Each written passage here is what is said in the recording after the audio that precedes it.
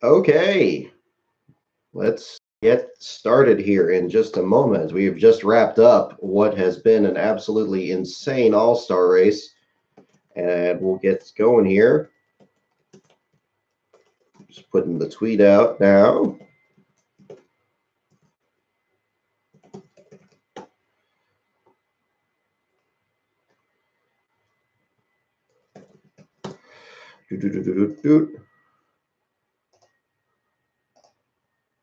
Copy. Put this in here.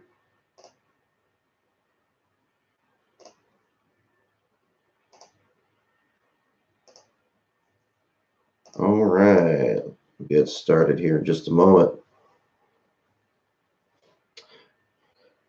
Okay, as we wait for a couple more people to come in here, are you not entertained? My goodness.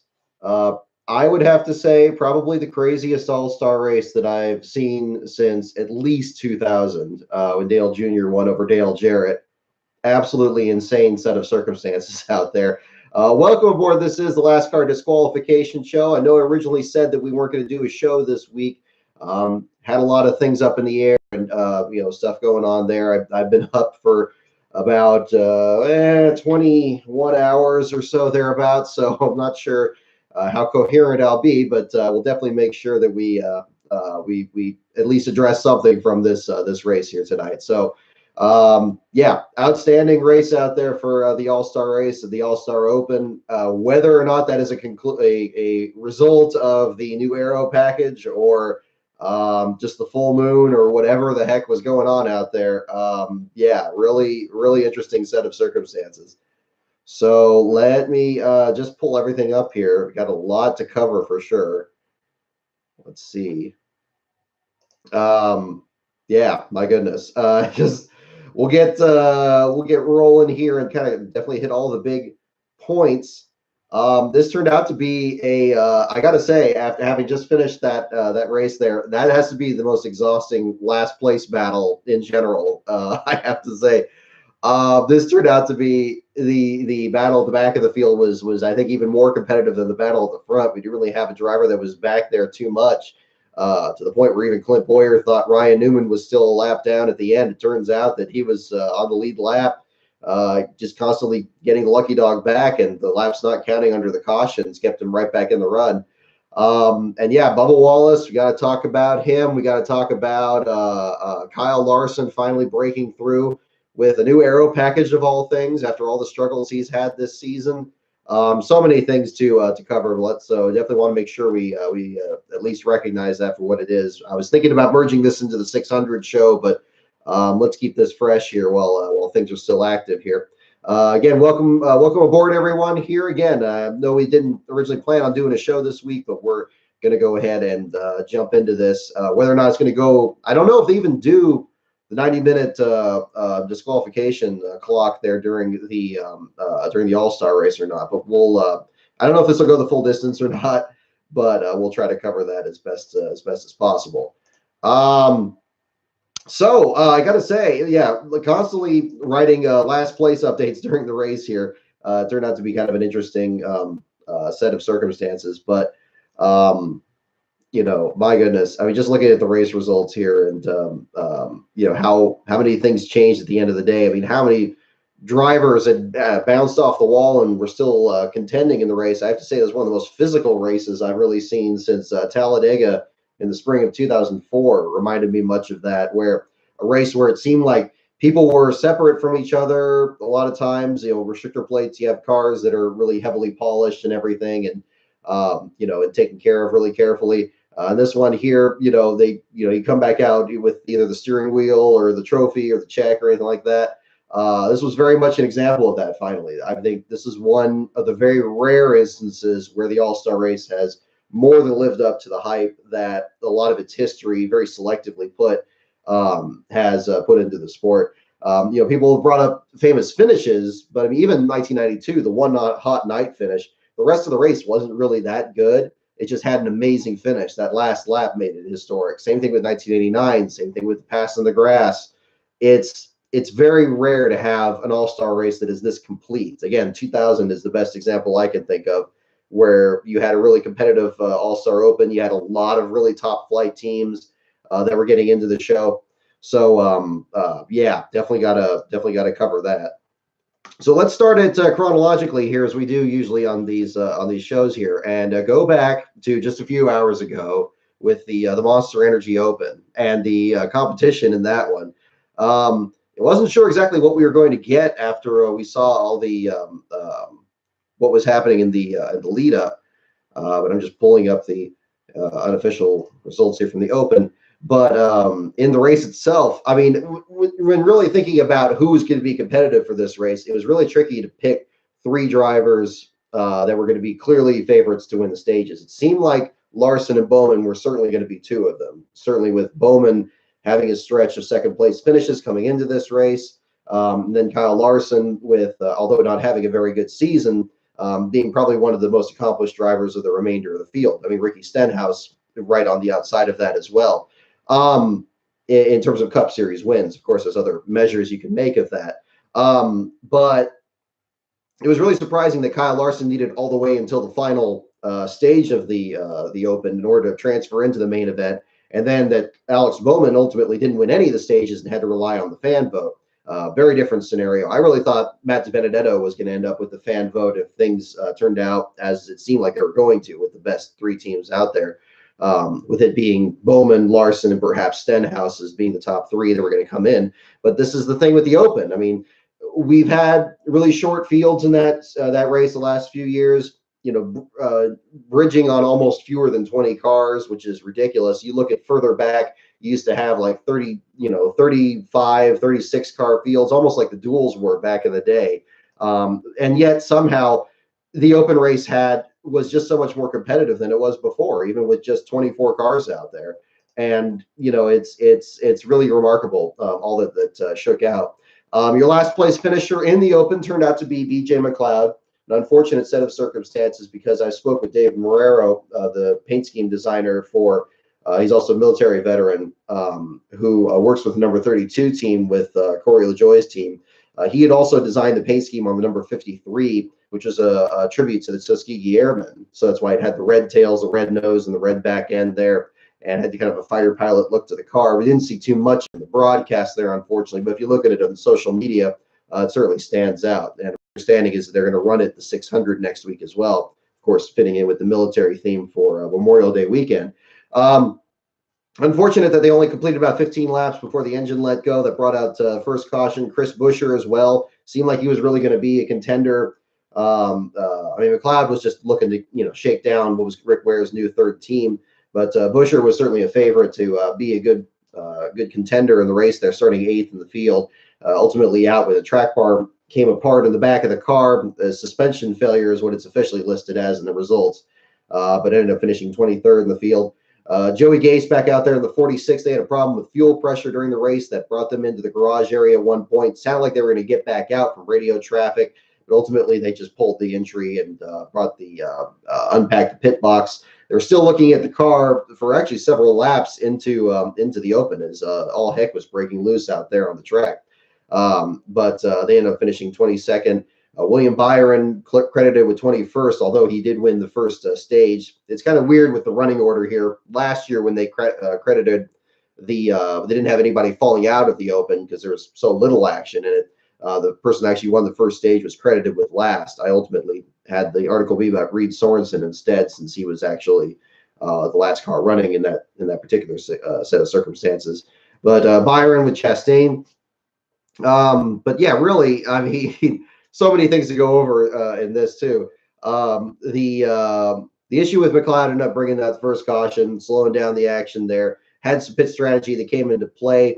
Ultimately, bringing up towards the front, you had William Byron up there pulling a Ron Bouchard off of turn 4 and just muscling his way past Bubba Wallace. Wallace himself, with just so much stuff that's been in the air about him, and we really have to talk about this. Certainly going into it.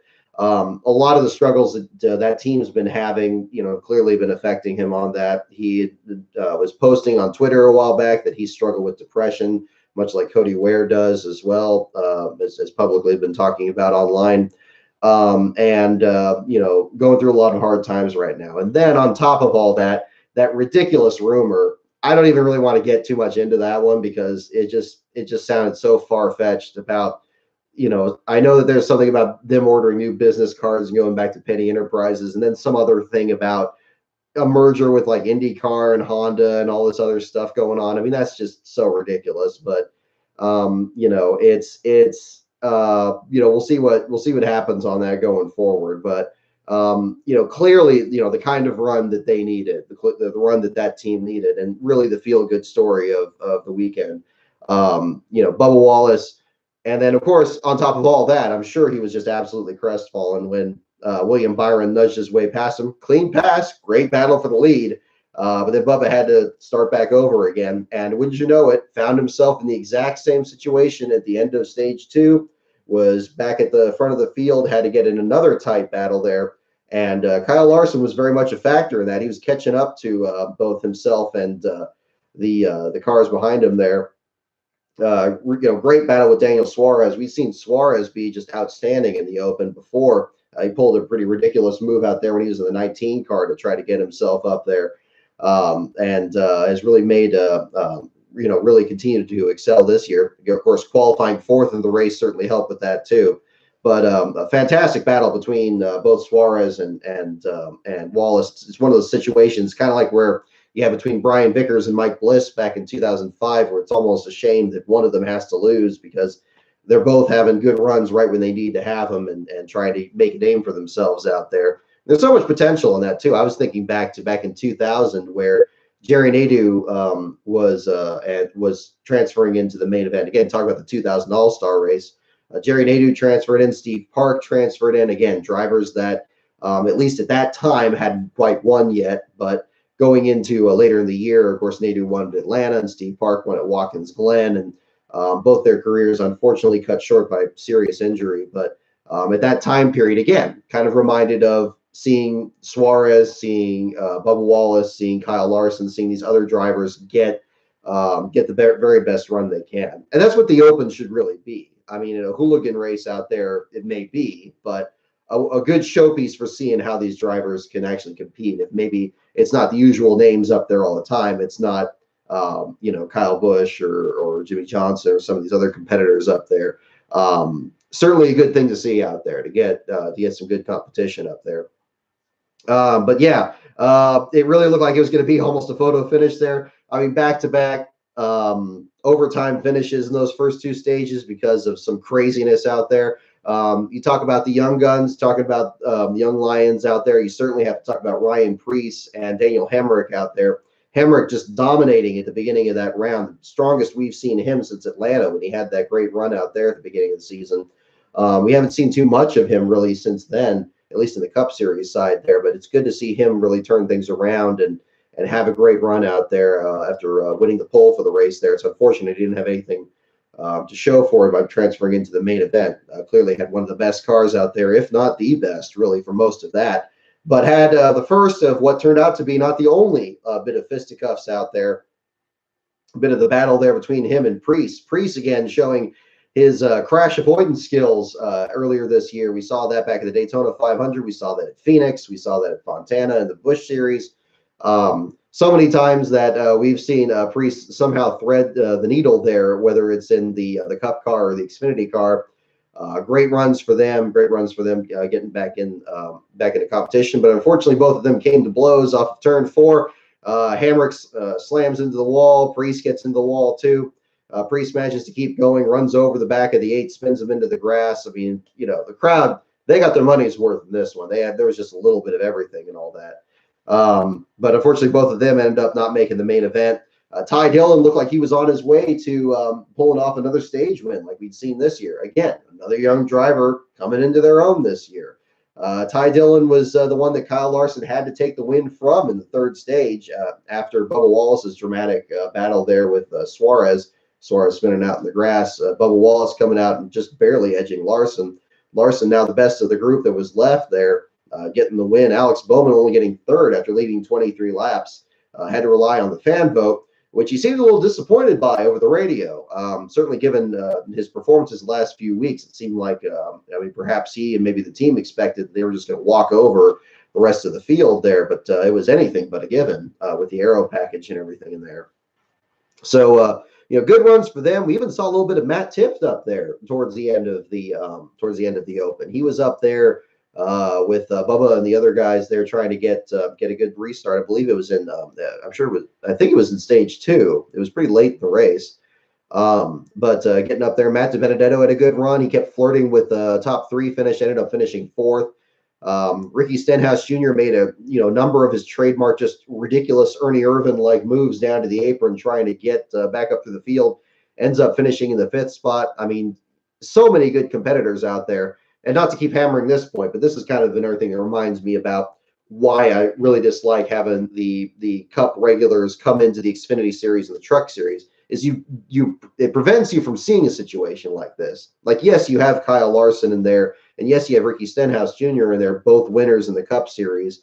But it's a level of competition where you could really see these other guys actually mix it up with them. They're not getting their doors completely blown off. And again, that could be more of a consequence of the aero package versus the actual composition of the field. But it was also encouraging to see that the strength of the field was good enough to sustain a really close and competitive race there, that we didn't see a situation again where even though you had Kyle Larson and Stenhouse and the others in there, that they didn't completely just leave and settle the race themselves. It could be that was more a consequence of the aero package, because we saw that in the All-Star race for sure.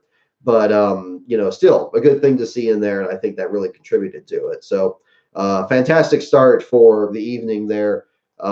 Again, one of the best open races I've seen in quite some time. Again, I think back to 2000, they had some good runs there. 2000, 2001, heck, even 2002. You talk about Ryan Newman transferring into the All-Star race after other times before where he had almost been assured of it and then blew an engine out front.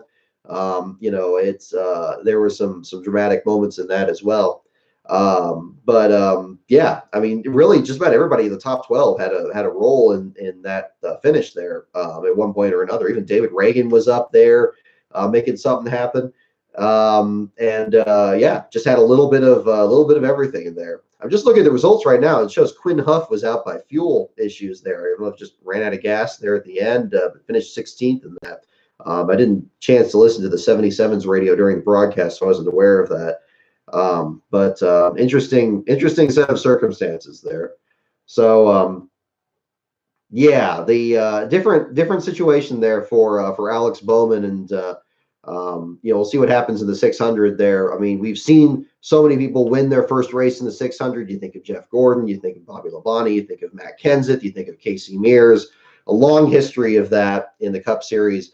Alex Bowman certainly would fit right in with that, especially since Hendrick, actually all those were, I was about to say all those were Chevrolets, but not Matt Kenseth in 2000 with a Ford. But that one was almost won by Jerry Nadeau before he finally won at Atlanta that year. Nadeau was in the Coast Guard car that year, led a lot of laps, and that was a different thing. That'll be interesting to see going forward too, because we're so used to seeing a lot of 600s in the past where a driver dominates, and then when especially after what was it, 93, when they started running it at night, I believe, you would have people that'd be good at the beginning just fade away at the end, and somebody else ends up getting up there. Yeah, so very, very exciting about that. So yeah, fantastic race in the open race, and again, a BJ McLeod article coming up, if not later tonight, certainly tomorrow. It depends on how things go. I'm gonna check on that and see how quickly I can get that out for you guys. Also, let's see, any other notes I have on this? Interesting to see McLeod's car not shown up in the race view program correctly. It showed it blank white. I think just very similar to what Ross Chastain or Quinn Huff had at Dover. It was one of those guys a couple weeks ago. I'm trying to remember which one that was, but weird glitches you see in there. Hopefully that ends up getting shown in the program there next week and shows off some of David's work there. So that would be very nice to see. Let's take another look here. That leads us to the All-Star main event. And so you have your people transferring into it. You have you start off with there's always still so much there. You get 24, you get William Byron transferring in, Bubba Wallace. You also get Alex Bowman with the fan vote, and Kyle Larson getting the final stage win in the All-Star Open. They all transfer in. Bowman starts in the last spot. And what ensues, once again, is now the field in the All-Star race is even tighter together. Whereas in the Open, you had some people falling back a little bit before not Byron, but Cloud fell out. And this one here, it was very difficult to follow the last place battle because it was literally changing lap by lap, and even multiple times during the laps. As best as I can tell, there were at least about half of the field that was really at one point or another running in the last spot there. And you had Alex Bowman right there. Kyle Larson was back there at the same time. Right into the first corner, you had Alex Bowman and Kyle Larson running next to each other. And then William Byron gets shuffled back on the outside. He suddenly has a parachute come out behind him, and he's dropping to last place. And then you get him catching up to Arc Almirola, and then Almirola catches Bubba Wallace, and then you got Kurt Busch, and then Kurt had some problems where the team was looking under the rear of the car. Almirola was getting beat up back there. Bowman was having a lot of problems again in the 88. He was in the back of the field there for a lot of the run. Eric Jones, after he hit the wall, looked like he was going to be done for the day. He drops back a little bit, but even then, he's able to claw his way back up through the field, running as high as fourth in the last stage. Lots of coming and going there at the back of the field that made things really interesting. Loose wheel on Arc Almirola's car drops him back to the back again. You get into stage two. Ryan Newman ends up becoming a big factor at that point at the back of the field. He damaged the nose of his car at some point, but not the splitter after driving through the tarmac or the AstroTurf on the infield there. Driving through that and not tearing the splitter out of the car. Is that something that NASCAR is going to look into more seriously for these other races? Well, I still think it'd be simpler to just get rid of the splitter, but that's just me. Well, it's not just me. I'm sure there's others that agree with that. Changing the grass, at least in this situation, seems to have saved Newman's day. It ultimately allowed him to stay on the lead lap until very late in the race there, so he could get into that tangle with Clint Boyer at the finish. Again, still several swaps for last place with nobody falling out of the race. Everybody pummeling the heck out of their cars, making 3 and 4 wide passes in the quad oval. So many moments it was happening entirely too quickly, and that's always a good thing in this. For all the loss of speed from the new aero packages and what they're trying with this new these nostrils they're putting on the hoods of the cars and everything, you still got a sensation of just close competition. That's the kind of thing that's really gonna get some attention. Issues for Ryan Blaney at one point. He falls to the back. The Eric Jones, slaps the outside wall. The crew starts talking about parking the car if the car is too slow on the restarts. Austin Dillon gets damaged in the right front fender. He gets tangled up there. Jones falls to the rear again. Ryan Newman falls to the rear during pit stops. And again, these are just some. I'm just scanning my notes here and looking this over. I mean, it just goes on and on. Truex gets shaken out. He has some fender damage after running through there. Denny Hamlin falls into it after he gets spun out and collected by Austin Dillon. All of these end up being pretty much every significant moment that had any fender rubs or people spinning out. That ultimately became part of the last place battle. So the story very much of the last place battle is really the story of the race.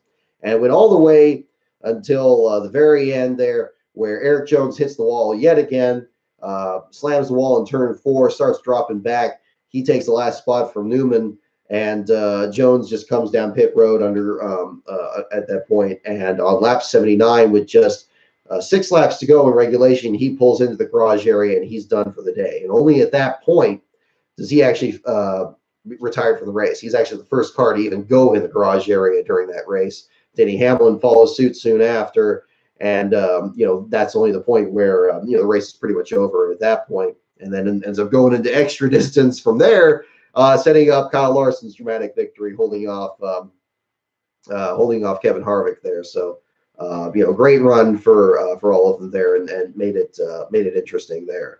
So I mean, my goodness, just a very unique set of circumstances there. So as I mentioned on Twitter there, Eric Jones is now in elite company here, and in a very strange way. Jones now matched what Casey Kane did in 2011 by finishing last in both the Clash at Daytona and the All-Star race in the same season. Those are the two most recent examples of it happening.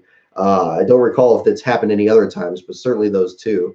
So an interesting set of circumstances. I'm sure that he did not want to be in, but regardless, that's one of the stories that we're working on for the Cup Series article on the All-Star race. And then, of course, once it's all over with, and Jones is already behind the wall. Apparently, had a tangle out there between Clint Boyer and Ryan Newman again. It seemed like definitely stemmed from what was going on earlier that originally set Newman into the grass, and they were just finding each other for the rest of the night, and ultimately were running over each other under the caution flag after the race.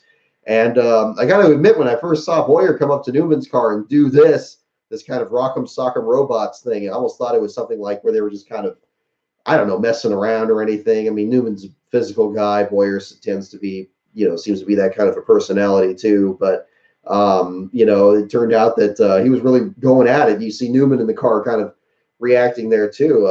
I guess that they really came to blows at that point, and it seemed like things were going to kind of get more out of hand, kind of like at Texas a few years ago. But ultimately, they got separated out, and different set of circumstances there. But yeah, I mean, a lot of good points to look at going forward from for things there. So yeah, Clint Boyer and Newman getting called to the hauler. Okay, well, it'd be interested to see what they say. I mean, it could be. Is this going to be? I mean, if I were somebody higher up in NASCAR, I would be thinking this is your potential of it being your Donnie Allison and Cale Yarborough moment from '79. And okay, yeah, I mean, there's great races, and then there's great races, different magnitudes of it. But the All-Star race is an event that is. Hey there, Sir Rickelstein, welcome aboard. The All-Star race is one that hasn't really lived up to its name in so many years. It's had some great moments, but very few, if any, great races. Again, I've mentioned 2000 a whole lot tonight. But yeah, just a crazy set of circumstances. Actually, thinking about the Open, I think the other Open race that I would nominate also would be 2004, just because you had that crazy crash at the start of the race when Casey Mears had the pole, blew the transmission, everybody piled into him, and suddenly all these small teams that were in the field were suddenly in very much a factor in winning it. And then Sterling Marlin out of nowhere ends up pulling it off, having a dramatic battle at the end with his teammate Jamie McMurray and Jeremy Mayfield up there. So great battle in that. And yeah, I mean some good some good finishes in general too. But I would say that was another good nominee that I would put up. So, but just again, the physicality of this race was fantastic. I mean, again, talking about Talladega in 2004, talking about you watch an old Bristol race, you watch an old Martinsville race, you see these drivers in interviews just utterly exhausted. I think that was just looking at Ryan Newman's interview after the race there with Vince Welch. I mean, it was just amazing just how exhausted he was, and just from an all-star race. I mean, you're out there on the ragged edge, and when nobody's out of the race and everybody's able to just kind of ride the elevator up and down the whole time, you're very much a factor in any of these times. I mean, everybody I've mentioned that was the last place contender in this race, including Eric Jones, including Ryan Newman, including Bubba Wallace himself. All these drivers were up there at the front of the pack at some point, and they got up there, and it was just a matter of nothing was guaranteed. And if you had just a little bit more bad luck than somebody else, you were going to be right at the back of the field. I mean, anybody that was at the back of the field in this race, I wouldn't say they had a terrible car. I mean, Denny Hamlin, these other competitors up there. I mean, gosh, who was the bottom five here at the end of it? You had Eric Jones, Denny Hamlin, Kurt Busch, Ryan Blaney, and Jimmy Johnson. We saw Johnson in the middle of the four-wide battle there at one point. Ryan Blaney was working his way up there, just had some problems there at the end. Kurt Busch, again, he was last for a lot of the first part of the race there, but it seemed like they were working on it and getting back up there. Denny Hamlin, and then again Eric Jones, talking about him getting up there, about to the fourth spot there. I'm a little critical of the Fox broadcast where it seemed like they were constantly surprised by smoke in the fourth corner. It seemed like there were a couple times, like Eric Jones's first contact with the wall, where that would just kind of happen, and then afterwards they would mention it much later while they're just looking at the front of the field. Yeah, that's where the excitement is, but at the same time, there's so much going on. You got to, at least if you have three people in the booth, have them look different directions. I mean, for Pete's sake, seems like that's the easiest way to go. Did you also notice one thing that I really enjoyed about that in the pre-race was Chase Elliott's interview where they're talking about the pass in the grass, and Chase still saying, "Yeah, that wasn't the pass. It's been all those years later, and it still isn't." I thought that was a really nice touch. Sinking that in, thinking back to Bill Elliott, his father, and of course Dale Earnhardt tangling on the front stretch there in 1987. I thought that was a really cool moment. Again, moments like that where the present doesn't entirely forget the past, where you see that bridge there. I think that's really a sign for going forward. I mean, NASCAR is full of a lot of it symbolically, but it's still cool when you hear about it from these guys, and have it come off genuinely like that too. Whereas when they do the All Star redub during the pre-race, just taking out clips from just the most bored press interviews from these drivers over the last few years that just came off so flat. I mean, there's something that needs to be done in terms of it's not that the drivers themselves aren't interesting enough. I just think they're not being used to their fullest potential. I think moments like and again, it's good to see Bryson Burns out there, of course, too. He's doing it's interesting. The older he's gotten, the more comfortable he seems to be out there, and certainly why shouldn't he? He doesn't need Michael Waltrip telling him who this driver is and who that driver is. I mean, he knows these people as well as his dad did. But an interesting run through there too. Yes, that's right. You mentioned Beast of Metal. You mentioned 2004 was with the beginning of the fan vote. That was a good deal there too. But interesting set of circumstances there. Kerry Earnhardt. That was a great story from that season where Kerry almost won Talladega in the spring race. We talked about that spring race in 2004. Kerry ended up being a factor in it, at least in the first part of the race. Ultimately, was spun out on the backstretch and fell out of competition, but really made people know that he was there. And of course, the Earnhardt name that's going to lift all boats there, just like it did with the 88 tonight, just like it did with Martin Truex years later when he was driving for DEI. The Earnhardt Nation thing is strong, but it seemed like Kerry's situation in 2004 in particular was like really showing that level of success that he had at Talladega and people recognizing that. And of course, Bowman's thing, not to take away from him either, goes back to all his second place finishes and people wondering what he's going to do in the All-Star race. So I'm glad he got in at some point there, even though it seemed like he was struggling a little bit in this race versus what we saw at Kansas last week. So yeah, no, I gotta say, yeah, fantastic racing there. Really pleased with it in general. I'm still going to be working on getting the articles there. Parker is saying that Boyer and Newman will not get penalized. Okay, well that's good news. See, again, taking the 1979 approach. Although even then they got penalized, just a slap on the wrist in comparison to I'm sure what was perhaps expected by some others at the time. Yeah, very very interesting on that. So. It's gonna be interesting going forward. Now, the 600 is a whole different animal from the All-Star race. Of course, you can't take how everybody approaches a sprint race with this crazy aero package and say it's going to be like that for 400 laps. I don't even know what that would look like. I think you would certainly have a lot more cars falling to pieces at that point from there. Although, of course, what does this mean for this aero package that they try this week? Well, I mean, at least from what it seems like these initial reactions seems pretty positive right now. I'm not sure what the drivers think or anything like that. It seemed like a lot of them were more frustrated than anything at the finish when they weren't the winner. Certainly Kyle Larson's a big fan of it versus the struggles he had at Richmond and him being more of a feature at NASCAR than I'm sure he'd like to be.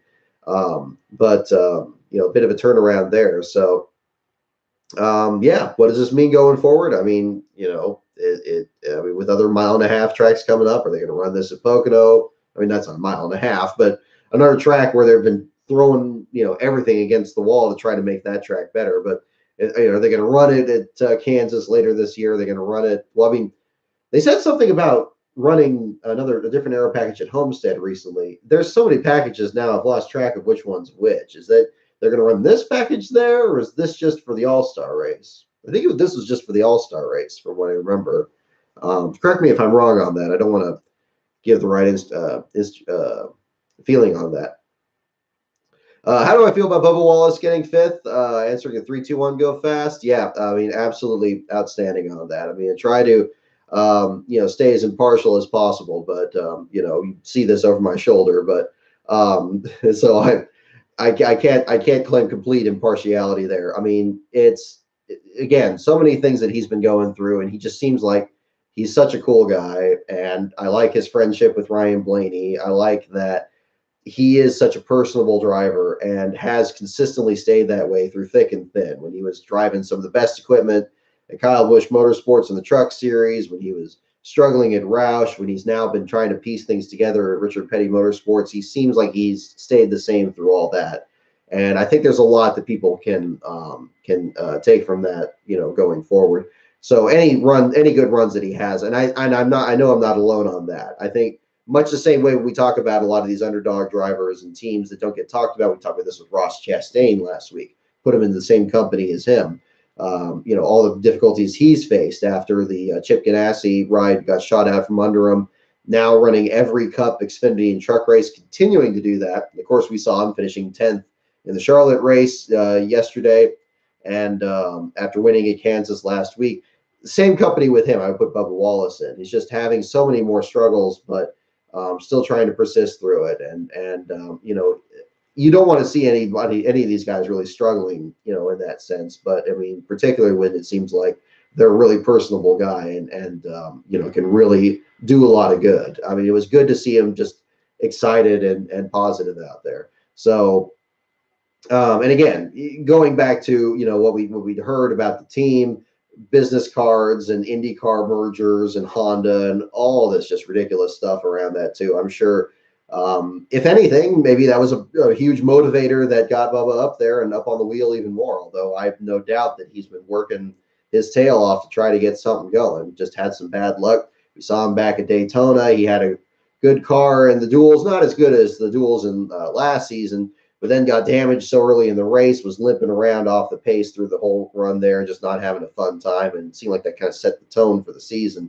This is the challenge with covering things at the last place battles there. I mean, you see a lot of struggles, you see a lot of heartache from some of these teams that nobody wants to run back there, nobody wants to be struggling back there, and you want the very best for them. And moments like Ross Chastain's win in Kansas last week, moments like Bubba Wallace just absolutely fighting for that win out there in the second stage transfer into the All-Star race. There's other examples along the way. Even Brennan Poole's second place finish in the Charlotte race yesterday with On Point Motorsports. I mean, they withdrew at Kansas because they wrecked at Dover. They had a great qualifying run at Dover. Ultimately went for naught because they got wrecked. They hit the wall in the first lap and fell out. I would again. I feel. I mean, I'm certainly happy for Bubba Wallace and certainly happy for him in the same sense that you're happy with any of these underdog stories coming out this year. And they may be fewer and far between when you see the dominance of drivers like Kevin Harvick and Kyle Busch and all that. But, you still recognize them when they happen and you're still happy for them when it happens. So I think any media member would agree on that. Yeah. And again, fantastic to see the 43 doing well again, too. What are the plans after the 600 and everything? I mean, people are trying to make a thing out of that. I don't know. I'm hoping that, certainly, for example, just out of self-interest, my season of trackside coverage isn't going to start until Sears Point, so I'm hoping he at least runs that. Although I know Bubba struggled at all three of the road courses last year, particularly the Roval where he had that bad accident at the chicane.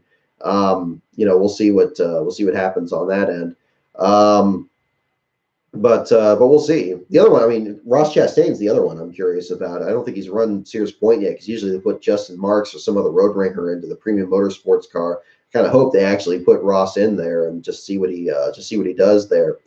Instead, road courses have become again like the plate races of old, where you can get a good run if you just kind of keep it on the track. But yeah, very pleased with Bubba Wallace. Good for him. Good for his sponsor. Good for the team. Seeing him slam the two Cokes together and drinking them coming out on the grid there, that was really cool to see. But again, reminded me so much of being a Jerry Nadeau fan when I was younger and seeing him win the Noble Sprint to get into the All-Star race. And much like Bubba, had a great run there in that race, was right up there with Dale Jr. and Dale Jarrett and Earnhardt Sr. at the finish. Got a top 5 in that one. Was a great run for him. and ultimately led to his great run in the 600 and his win in Atlanta later that season. So yeah, I mean, will that go in that same trajectory? I mean, who knows? Seems like Bowman's kind of on that trajectory right now. Will we see him do it at the 600? Again, talking earlier about first-time winners in that event. Um, yeah, I mean, that's really the big thing. The big thing looking forward. So a truck race, I admit I haven't watched it yet. I was tied up with some other things there at that time, so I haven't caught up on that yet. I did see the last hour of IndyCar qualifying today. Outstanding on that. Again, I'm no IndyCar expert, but from the same perspective of smaller teams doing well. Great to see Jared Hildebrand pull that lap out and get that 20th place run there. Great to see Pippa Mann back in. I thought for a second, again, I know so little about IndyCar. I thought she never even started the Indy 500, but of course she's had, I think, 6 starts and just missed for the first time in a number of years when she missed last year. So good to see her back in there, and of course the Clausen family and everyone there. I mean, great to see them represented in the event as well. So hopefully they get a good run. Yeah, and very much excited about what's going to be happening with the bumping procedure there at the end. Whenever that happens, if it gets rained out tomorrow or whatever the situation is, but we'll see what happens on that. Again, very interested to see what happens going forward on that end, and we build up again to the most exciting overall day in motorsports there between Grand Prix in Monaco, the Indy 500, the Coca-Cola 600, and what may happen. 600 seems to be a really interesting, last place battle on there. You never know if it's going to be a situation at the very beginning, like we had with Keselowski and Chase Elliott getting eliminated so early by a very bizarre engine failure a while back, or whether it was Kevin Harvick's first ever last place finish in this race last year. It could be interesting. But yeah, that's gonna be something that's gonna be something to see. That's gonna be something to see for sure. So looking ahead, I also want to make sure I mention he was at the Glen and the Roval last year. Okay, okay, I didn't remember that. So good catch, Beast of Metal. So yeah, that's yeah. Let me look that up. How do you do in those? Do Let me check on that. Yeah, 34, 36 races. He had to at least do a couple there. Yeah, Watkins Glen, 32nd, suspension issues, and then the Roval on the lead lap in 24th and running the 7 car. Okay, that's right. That's right. Okay, so yeah, so hopefully, I mean, maybe run Sonoma. I don't know anything on that, what the entry list is going to be. I know things are starting to kind of come together. They announced a paint scheme for Hemrick earlier, but we'll see on that. Either way, whoever shows up there, we're going to be covering that, and that's going to be exciting. So we're going to get ready for that next month. I got some stuff I'm working on there for Sonoma, including the starting grid video after our Patreon hit its first goal back in April. So that was exciting. And on the subject of the Patreon, I want to mention that I'm working on putting together some more content on there to make that even more worthwhile. I want to put some more videos on there that are exclusive on the Patreon. That's something that's been a more bigger goal on that. I want to kind of do some other stuff that there's only one exclusive video on that channel right now where I talked about Dale Earnhardt and the legacy of the 2001 Daytona 500. The acoustics aren't very good in that one either, so I want to kind of work on making that a little bit better too. But yeah, I do have some ideas about some other content I want to put on there, and hopefully we'll get those up in the next couple of months. Hopefully, well, heck, hopefully sooner than that, maybe in the next few weeks if possible. Also, I want to keep doing with the infographics. I'm really pleased with the reactions to those so far. I think that's a really great way to kind of concisely show some of these statistics here about the last place finishers and also kind of maintain the brand identity of the website there going forward. So yeah, so look forward to that. And oh yes, can't forget to bring this up.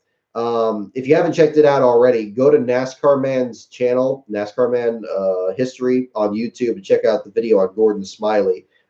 That's been my favorite one that I've recorded for him so far. A history of a driver that, much like JD McDuffie, is remembered just for his last moments and how he lost his life at Indianapolis in 1982. It's much more of a complete story about who he was as a person and how really forward-thinking he was in terms of how drivers approached promoting themselves and promoting their brand.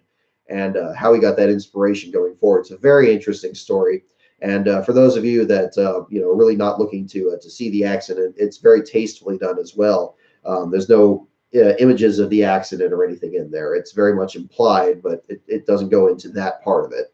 So certainly, if that's a part that upsets you, and I certainly would understand in that sense, certainly what happened, it's very much a story that goes everything around that, and right up to that moment.